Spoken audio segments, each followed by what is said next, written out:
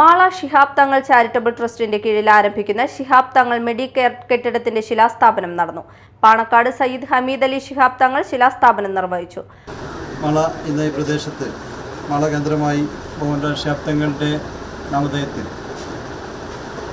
ഇവിടെ റിലീഫ് പ്രവർത്തനങ്ങൾ നടന്നുകൊണ്ടിരിക്കുകയാണ്. ചാരിറ്റബിൾ ട്രസ്റ്റ് രൂപീകരിച്ചതിൻ്റെ കീഴിലായി വളരെ മാതൃകാപരമായ പ്രവർത്തനങ്ങളാണ് നടന്നുകൊണ്ടിരിക്കുന്നത്.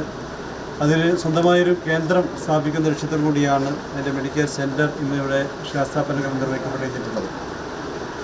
ഈ പ്രദേശത്ത് പരിസര പ്രദേശങ്ങളൊക്കെ തന്നെ പാവപ്പെട്ടവരായ ആളുകളെ ചേർത്ത് പിടിച്ച് അവർക്കാവശ്യമായിട്ടുള്ള സഹായങ്ങളും മെഡിക്കൽ ഉപകരണങ്ങളും നൽകി അവരെ ചേർത്ത് പിടിക്കുന്ന പ്രവർത്തനങ്ങളാണ് ശിഹാബ് തങ്ങൾ ചാരിറ്റബിൾ ട്രസ്റ്റ് വർഷങ്ങളായി നടത്തിക്കൊണ്ടിരിക്കുന്നത്.